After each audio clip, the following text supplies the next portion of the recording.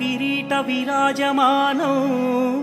फालेक्षणानल विशोषित पञ्चबाणम्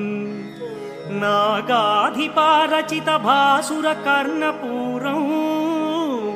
वाराणसीपुरपतिं भज विश्वनाथम् पञ्चाननं दुरितमत्तमतङ्गजानां नागान्तकं दनुजपुङ्गवपन्नगानां दावानलं मरणशोकजराटवीनां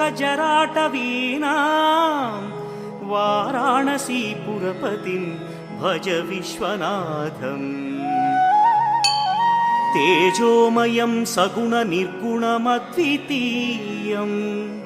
आनन्दकन्दमपि राजितमप्रमेयम्